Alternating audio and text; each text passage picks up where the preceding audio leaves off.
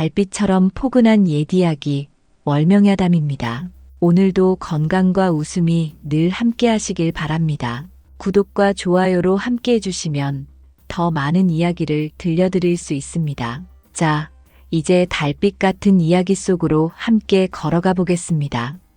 가을 단풍이 붉게 물든 어느 날, 가난한 농부 박춘삼의 집안에는 새로운 기운이 스며들고 있었습니다. 바로 새색시 연하가 문턱을 넘어 들어올 날이었지요. 박춘삼은 예순을 바라보는 나이였으나 아직 허리가 꼿꼿한 건장한 농부였습니다. 비록 가난했으나 정직한 성품으로 마을 사람들의 신뢰를 받았지요. 그의 아들 박춘보는 25 총각으로 평소에는 과묵하지만 속마음이 깊은 청년이었습니다. 박씨 부인은 어려운 살림에도 단정함을 지키려 애썼으나 아들의 혼사를 앞두고는 마음이 편치 않았습니다. 영감, 이번 혼사가 과연 잘된 일일까요?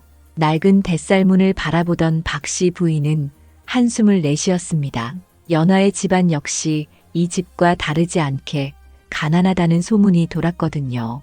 해가 중천에 올랐을 무렵 드디어 가마가 대문 앞에 멈춰 섰습니다.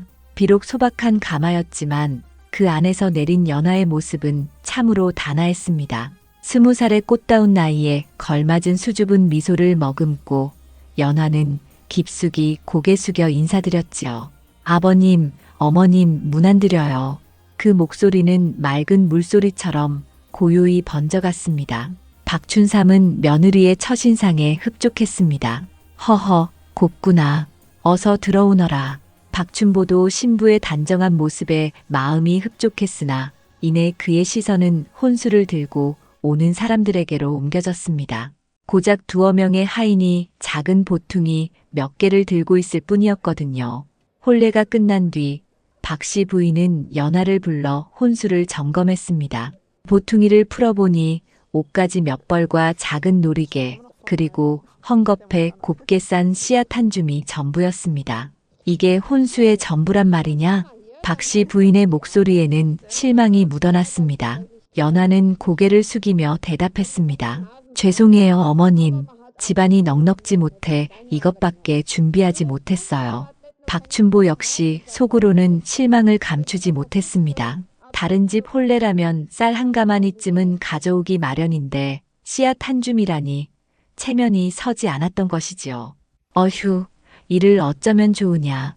씨앗 한 줌이 무슨 소용이 있겠니? 박씨 부인은 혀를 차며 한숨을 내쉬었습니다. 그러나 연하는 그 씨앗을 두 손에 꼭 쥔 채 단호히 말했습니다. 어머님, 이 씨앗은 보잘것없어 보여도 저한테는 귀한 거예요. 언젠가는 꼭 집안에 복을 가져다 줄 거라고 믿습니다. 박씨 부인은 코웃음을 치며 고개를 저었고 춘보도 답답한 마음을 감추지 못했습니다. 귀한 거라니 그깟 씨앗이 무슨 쓸모가 있단 말이냐. 어머님, 서방님 믿어주셔요. 이 씨앗은 평범한 게 아니에요. 때가 되면 분명히 뜻이 드러날 거예요. 박춘보는 고개를 갸웃거리며 아내를 바라보았습니다. 씨앗으로 복이 온다니 도무지 납득하기 어려웠던 것이지요. 그러나 첫날부터 아내를 꾸짖을 수는 없어 그저 침묵했습니다. 저녁이 되자 연하는 곳간으로 향했습니다. 텅 빈 곳간 한켠에 작은 자리를 마련하고 씨앗을 정중히 모셔두었습니다. 마치 신령께 제를 올리듯 정성스러운 손길이었지요. 멀찍이서 지켜보던 박춘보는 중얼거렸습니다. 저렇게 소중히 여기는 걸 보니 정말 뭔가 특별한 건가 하지만 당장 밥을 대신해주지는 못할 텐데. 박씨 부인은 그 모습을 보고 더욱 못마땅해 했습니다. 저런 걸 곳간에 모셔두다니 참 답답한 아이로구나. 하지만 연하는 아랑곳하지 않았습니다. 매일 아침 저녁 곳간을 찾아 가족의 평안과 집안의 안녕을 빌며 간절히 기도했지요. 며칠이 지나도 씨앗은 곳간에 그대로 있었고 연하는 묵묵히 지켜냈습니다. 마침내 박춘보가 아내에게 물었습니다. 연하야, 씨앗은 심어야 자라는 법 아니겠니? 언제까지 곳간에만 둘 거야? 연하는 고개를 들고 차분히 말했습니다. 서방님, 서두르지 말아주세요.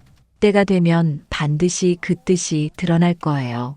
춘보는 답답함에 한숨을 내쉬었습니다. 시어머니 또한 직설적으로 핀잔을 주었습니다. 얘야, 씨앗은 심어야 밥이 되는 법인데 곳간에만 둔다고 하늘에서 쌀이 떨어지겠느냐? 그러나 연하는 끝내 씨앗을 지켜내며 기도했습니다. 어머님, 이 씨앗은 평범한 게 아니에요. 꼭 믿어주세요. 박씨 부인은 여전히 못마땅해했고 박춘보도 걱정스러운 눈빛이었지만 연하의 정성만은 누구도 부인할 수 없었지요. 연하가 그토록 소중히 여기는 씨앗에는 남다른 사연이 깃들어 있었습니다. 그것은 연하가 아직 10살 남짓한 어린아이였을 때의 일이었지요.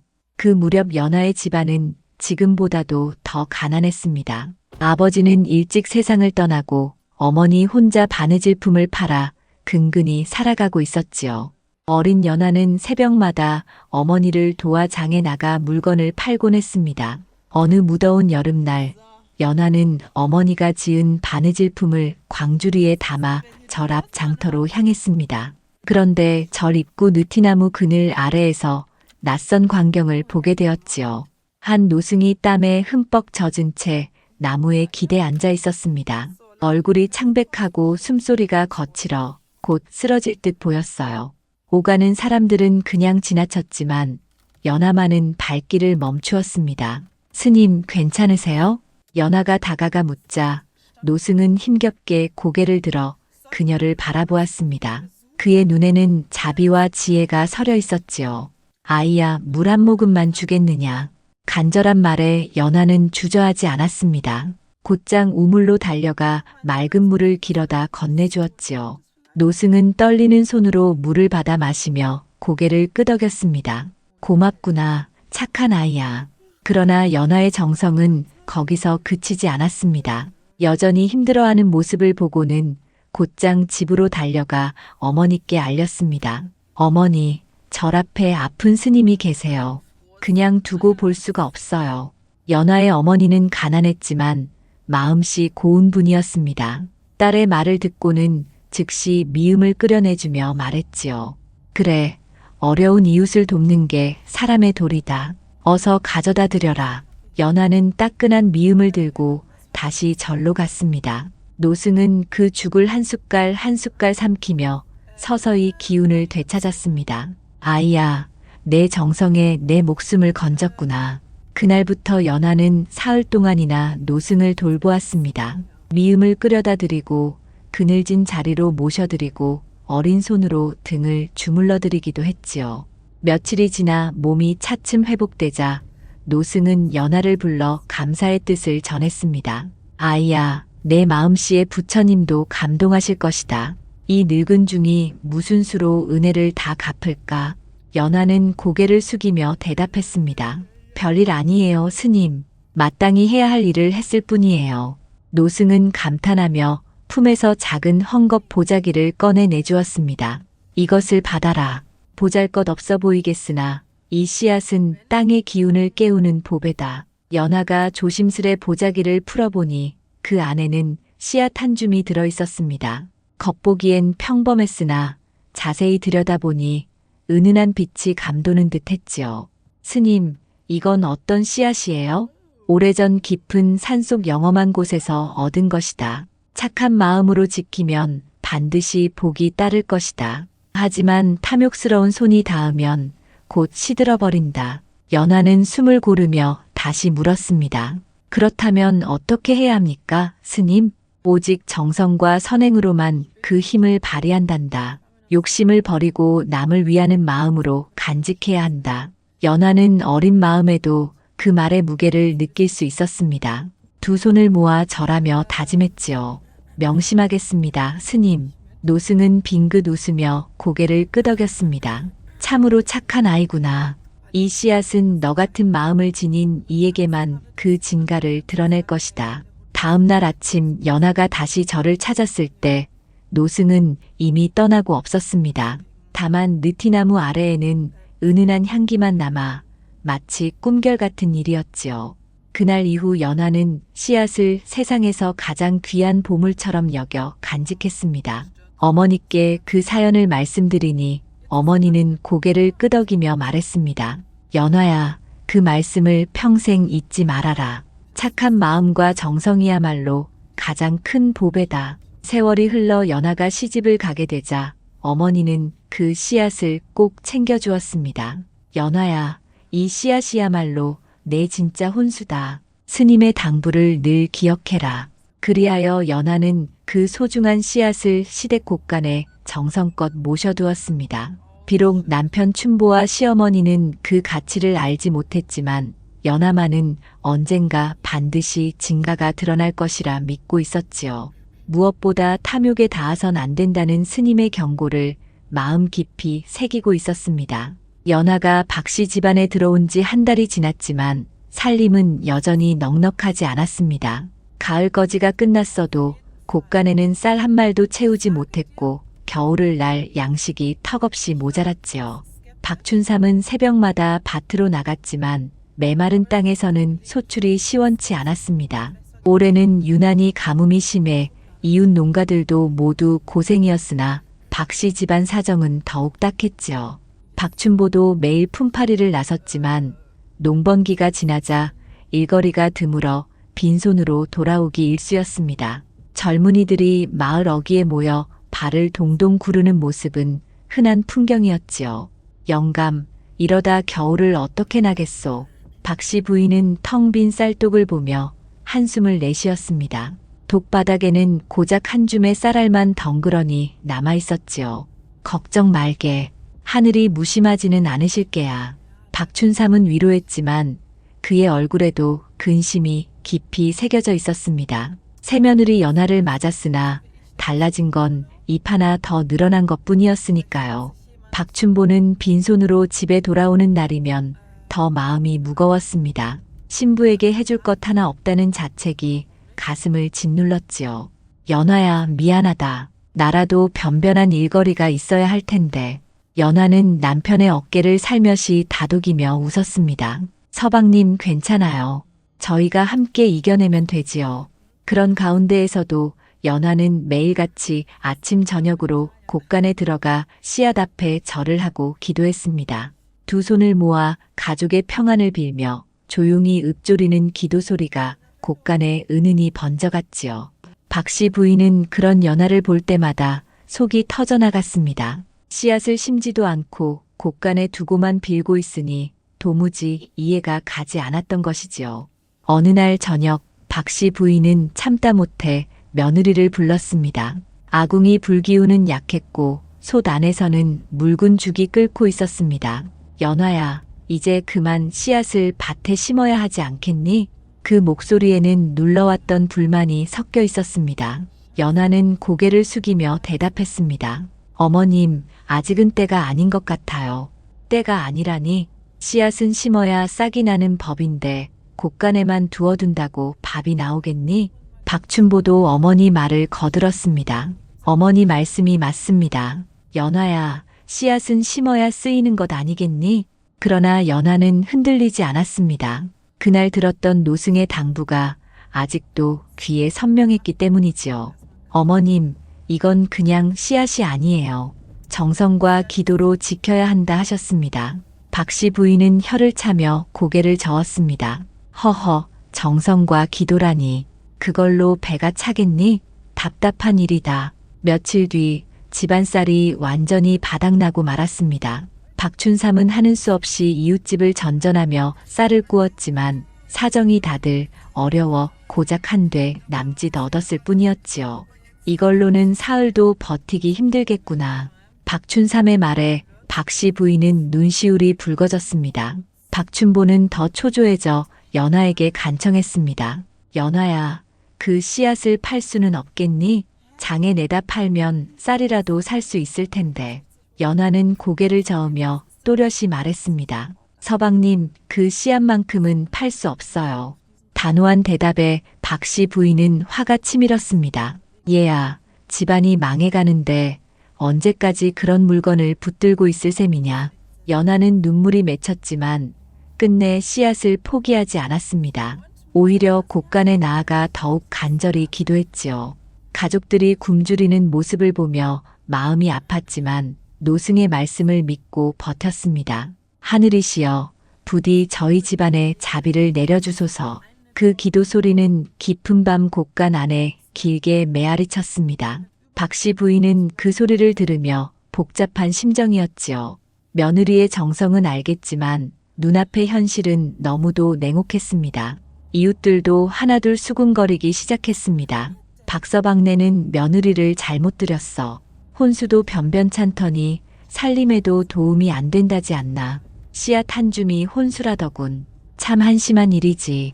그 소문은 박춘보의 귀에도 들어왔습니다. 그는 사람들 앞에서 면목이 서지 않아 얼굴이 붉어졌지만 아내를 원망하지는 않았습니다.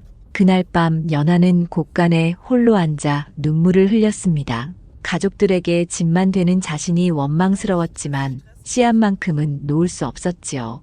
스님, 정말 이 씨앗이 저희 집에 복을 가져다 줄까요? 간절한 기도가 어둠 속에 번져갔습니다. 그러나 대답은 없었고 다만 찬 겨울 바람만이 곳간 틈새로 스며들 뿐이었지요. 연하가 박씨 집안에 들어온 지 2달이 지나자 이상한 일들이 하나둘 나타나기 시작했습니다. 처음에는 아무도 눈치채지 못했지만 곧 그 변화는 누구도 부정할 수 없을 만큼 분명해졌지요. 가장 먼저 변화를 알아차린 사람은 박춘삼이었습니다. 매일 아침 밭으로 나가던 그는 놀라운 광경을 목격했습니다. 다른 집 밭은 가뭄에 바짝 타들어가고 있었는데 박씨 집안 밭만은 싱그럽게 푸른빛을 머금고 있었던 것이지요. 이상하구나. 비도 오지 않았는데 어찌 우리 밭만 이리 푸르냐. 박춘삼은 밭둑을 따라 걸으며 고개를 갸웃거렸습니다. 보리와 콩은 단비를 머금은 듯 윤기가 돌았고 입마다 이슬이 반짝였습니다. 더 놀라운 일은 해충조차 이 집 밭을 피한다는 것이었습니다. 이웃 밭에는 메뚜기 떼가 들끓었지만 박신의 밭 언저리에 이르면 마치 보이지 않는 장막에 막힌 듯 되돌아가곤 했지요. 한 달이 더 지나자 그 차이는 더욱 뚜렷해졌습니다. 20년 만에 대흉년이라 온 마을이 근심에 잠겨 있었으나 박씨 집안 밭만은 풍년 못지않게 무성했습니다. 박춘보도 매일 아버지를 따라 밭에 나갔다가 그 광경을 직접 눈으로 보았습니다. 아버지, 이게 어찌된 일입니까?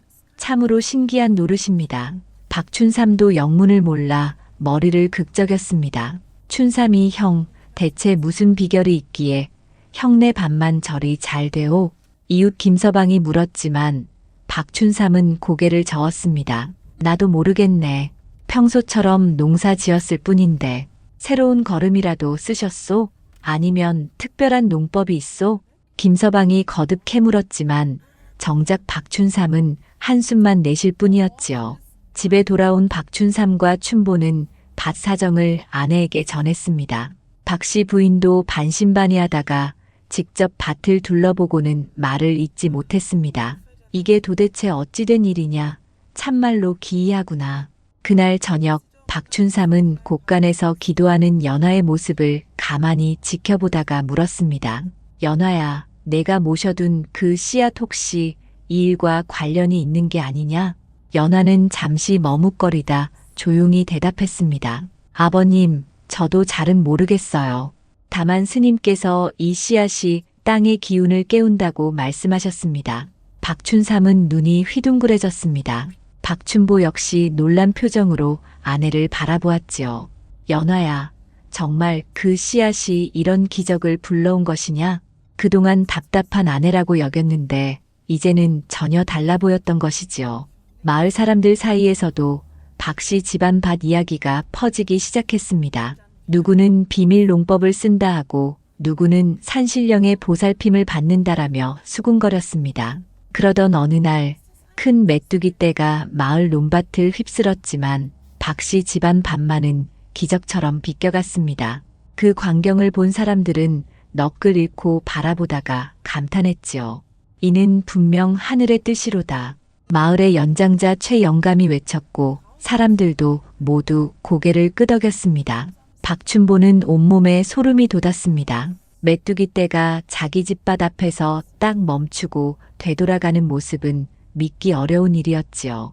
그날 밤 박춘삼은 눈가에 눈물이 맺힌 채 며느리에게 말했습니다. 연하야, 내가 그동안 널 오해했구나. 내 정성이 이런 기적을 불러왔구나. 박춘보도 아내 앞에서 고개를 숙였습니다. 연화야, 미안하다. 내가 내 마음을 몰라주었구나. 연화는 고개를 숙이며 조용히 대답했습니다. 아버님, 서방님, 저는 그저 스님의 말씀을 믿고 정성을 다했을 뿐이에요. 그 말에 두 사람은 더욱 감동했습니다. 박 씨 부인도 며느리를 바라보는 눈빛이 달라졌지요. 마을이 흉년으로 신음하는 가운데 박 씨 집안만은 풍족한 수확을 앞두고 있었습니다. 그러나 연화는 조금도 자만하지 않았습니다. 오히려 곡간 앞에 무릎 꿇고 더 간절히 기도했지요. 하늘이시여, 이 모든 것은 저희 힘이 아니라 당신의 자비임을 압니다. 감사드려요. 그 기도 소리는 밤마다 곡간에 울려 퍼졌습니다. 씨앗은 은은한 빛을 더해가며 마치 연화의 정성에 응답하는 듯 했지요. 수확철이 돌아오자 박 씨 집안에는 그야말로 기적 같은 광경이 펼쳐졌습니다. 온 마을이 흉년으로 시름에 잠겨 있었는데 박신의 밤만은 황금빛 곡식으로 가득 차 있었던 것이지요. 박춘삼은 새벽같이 일어나 밭으로 나가보리와 콩을 베었습니다. 낫지를 할 때마다 그의 눈가에는 눈물이 고였습니다. 평생 이런 풍작은 처음이었으니까요. 춘보야, 이것 좀 보아라. 보리 이삭이 이렇게 무거울 수가 있느냐? 그가 손에 든 보리 이삭을 보여주자 박춘보도 놀라 고개를 끄덕였습니다. 아버지, 이건 보통 이삭의 2겹은 되는 듯합니다. 참말로 놀라운 일입니다. 부자는 종일토록 밭에서 곡식을 베어냈습니다. 해가 중천에 이르자 연화가 점심을 싸들고 왔습니다. 비록 보리밥에 나물 몇 가지뿐이었으나 식구들의 마음은 한없이 충만했지요. 박춘보는 아내를 바라보며 진심을 담아 말했습니다. 연화야, 내 덕분에 우리 집이 살았구나. 연화는 수줍게 웃으며 고개를 숙였습니다. 서방님, 이 모든 건 제 덕이 아니라 하늘이 주신 복이지요. 수확이 끝나자 곡간은 말 그대로 가득 찼습니다. 보리와 콩, 조와 기장이 넉넉히 들어차자 박 씨 부인은 그만 눈물을 훔쳤습니다. 영감, 이런 날이 올 줄 누가 알았겠소. 이제는 굶주림 걱정은 안 해도 되겠구려. 지난날의 고생이 생각나니 꿈만 같았던 것이지요. 그러나 연화는 풍족한 곡식을 보면서도 마음이 무겁기만 했습니다. 이웃들은 여전히 굶주리고 있었기 때문입니다. 어머님, 우리만 풍족하게 지낼 수는 없지 않겠습니까? 어려운 이웃들에게 곡식을 좀 나누어 드리면 어떨까요? 박 씨 부인은 처음엔 망설였습니다. 어렵게 얻은 곡식을 내주기가 아까웠지요. 그러나 며느리의 눈빛이 너무도 간절해 반대할 수 없었습니다. 박춘삼도 거들었습니다. 연화 말이 옳다. 하늘이 주신 복이라면 나누는 게 마땅하지. 결국 박 씨 부인도 고개를 끄덕였습니다. 그래, 우리만 차지할 수는 없지. 함께 나눠야 하겠구나. 그날부터 연화는 곡식을 갈마지에 담아 이웃에게 나누어 주었습니다.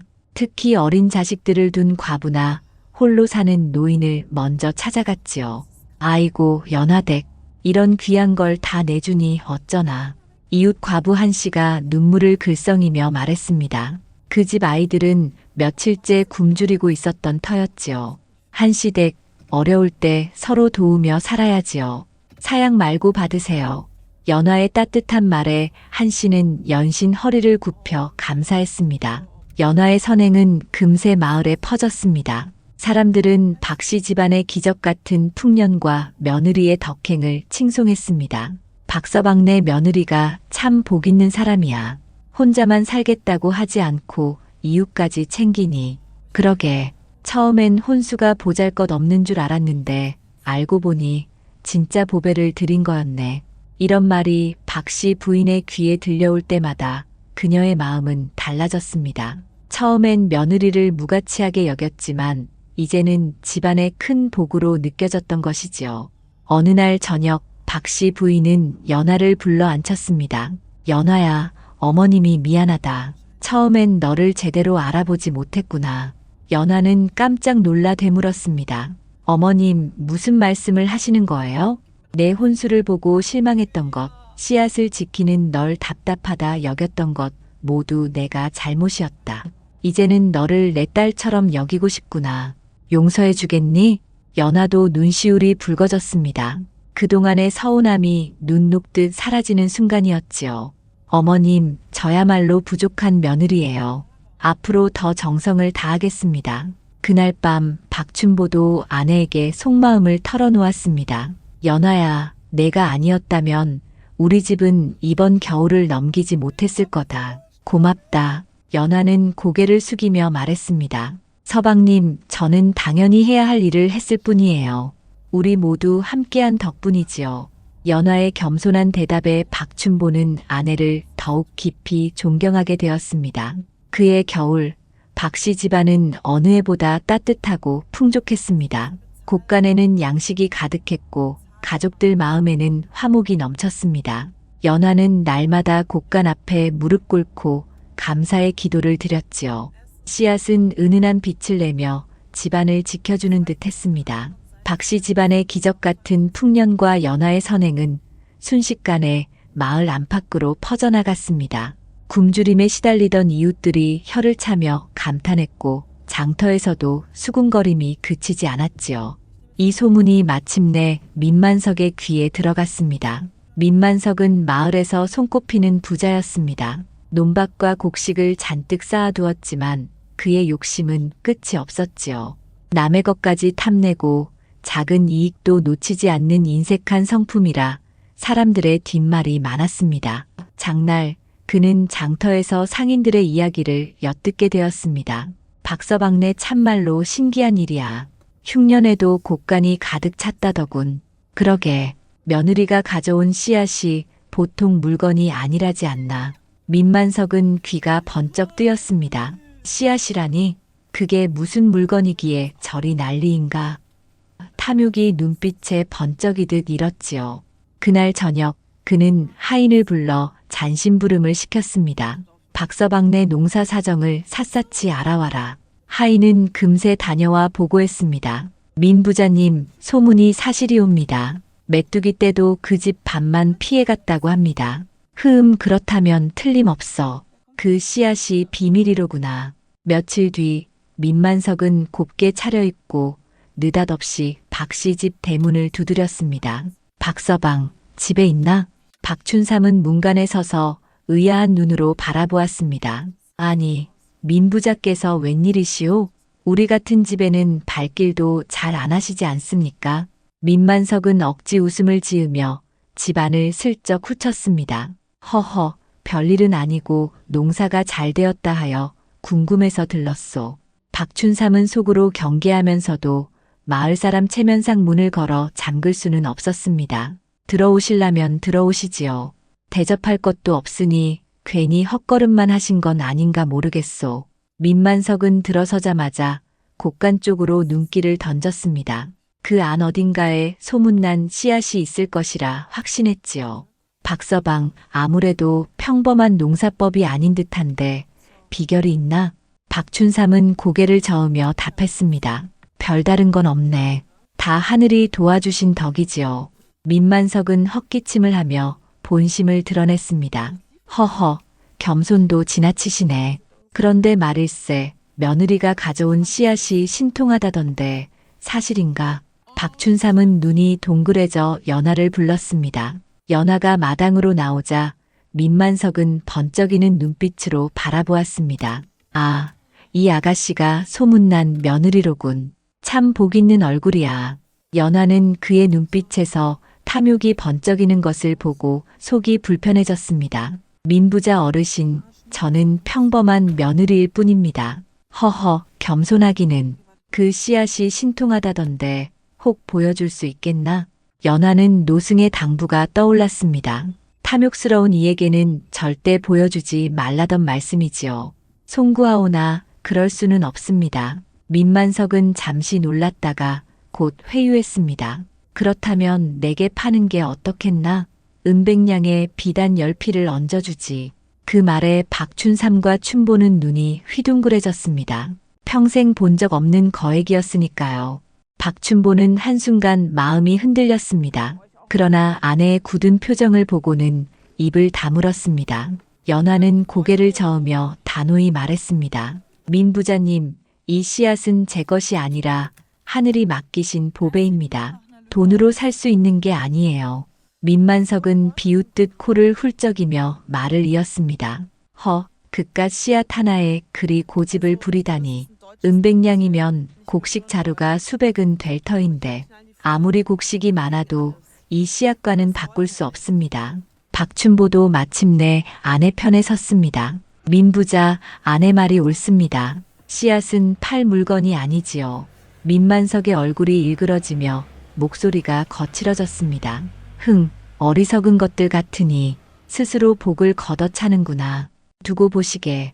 그는 씩씩대며 집을 나갔습니다. 그러나 그의 눈빛 속에는 이미 음험한 계책이 자리 잡고 있었지요.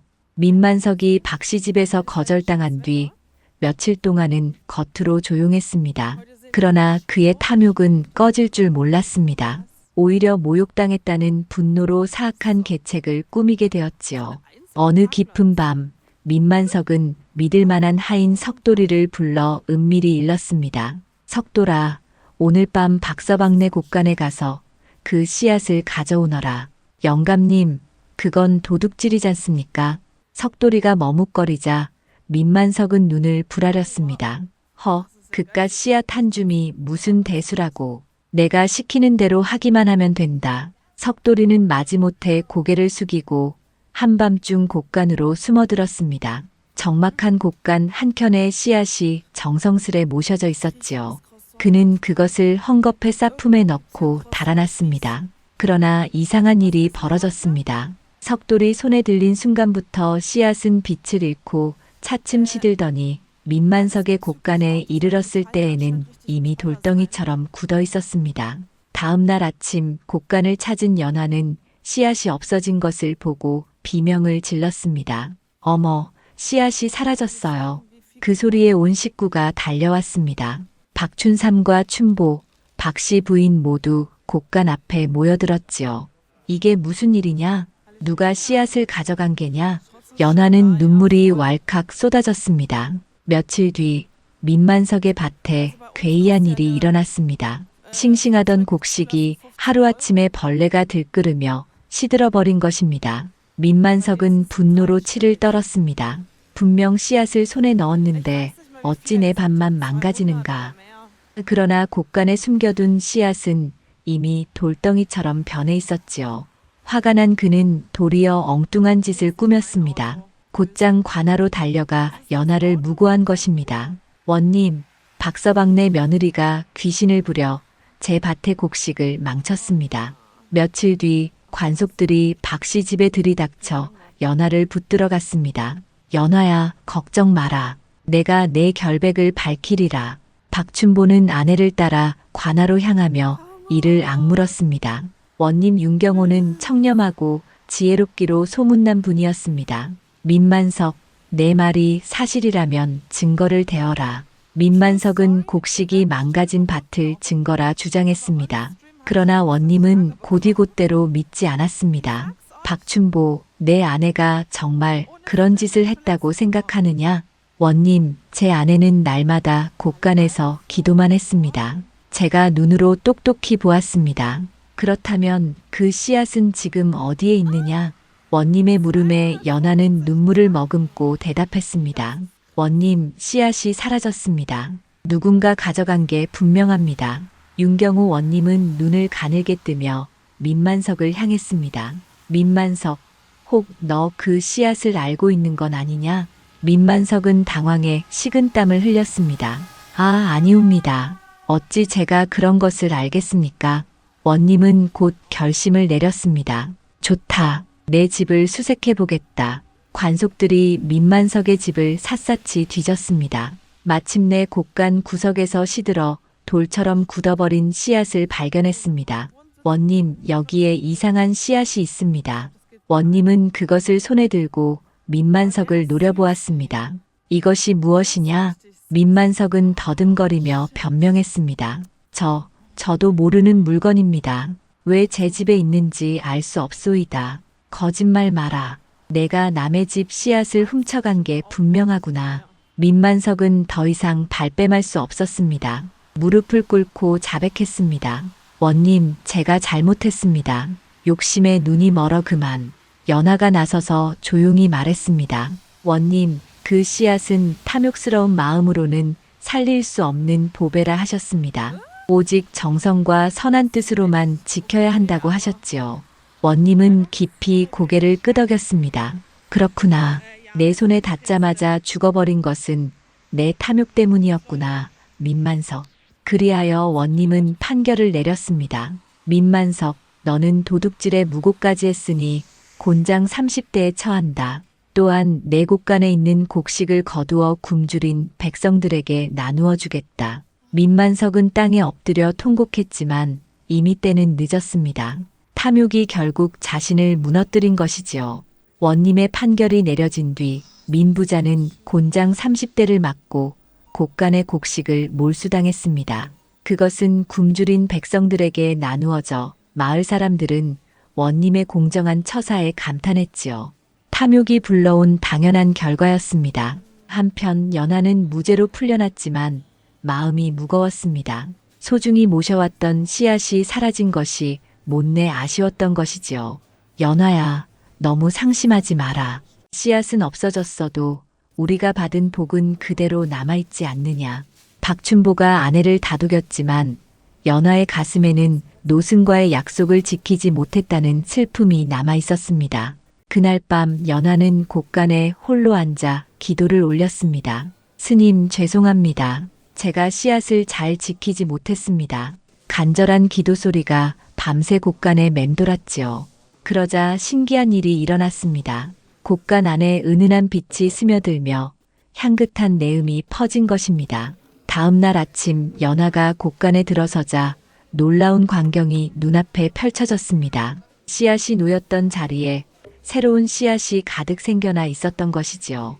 예전보다도 훨씬 많은 양이었습니다. 어머나, 이게 어찌된 일일까요? 연하의 놀란 목소리에 온 가족이 달려왔습니다. 박춘삼, 박씨 부인, 박춘보 모두 입을 다물지 못했습니다. 이는 분명 하늘이 내리신 상이지.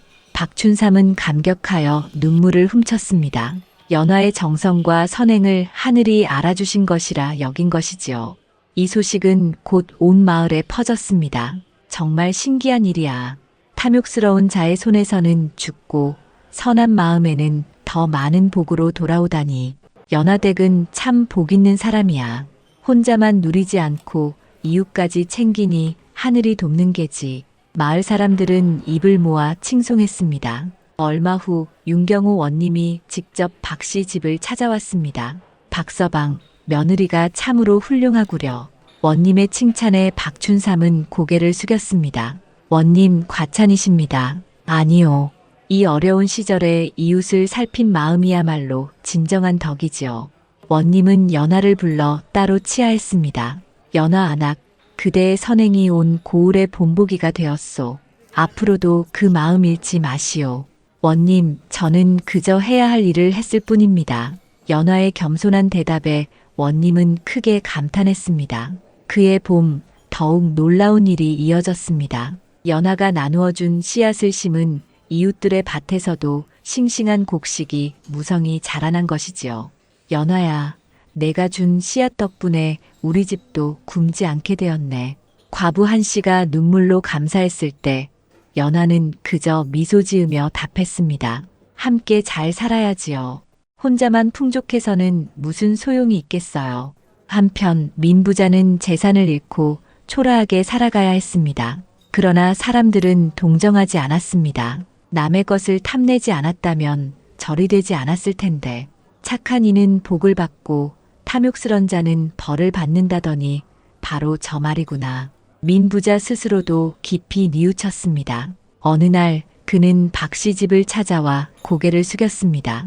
박서방, 연하 안악 잘못했소. 욕심에 눈이 멀어 큰 죄를 저질렀소. 용서해 주시오. 연하는 잠시 그를 바라보다가 부드럽게 대답했습니다. 민부자님, 이제 탐욕을 버리시고 새 길을 가시면 됩니다. 민부자는 눈물을 흘리며 감사했고 그 뒤로는 마음을 고쳐 이웃과 화목하게 지내려 애썼습니다. 세월이 흐르며 박씨 집안은 마을에서 가장 존경받는 집이 되었습니다. 박씨 부인은 연하를 친딸처럼 아끼게 되었고 박춘보는 사람들 앞에서도 당당히 아내의 공을 인정했습니다. 연하야, 우리 집을 살린 건 내 정성이었어.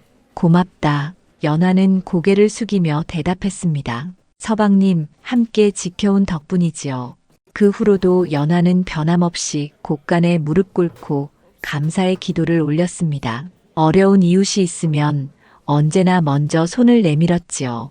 사람들은 이 이야기를 후손들에게 전하며 교훈을 삼았습니다. 착한 마음은 땅을 살리고 탐욕은 씨앗조차 죽인다. 연하처럼 살아야 하늘의 복을 받는 법이지. 이렇듯 연하의 씨앗 이야기는 오랫동안 마을에 전해 내려오며 선행과 나눔의 귀함을 일깨워주는 교훈이 되었습니다.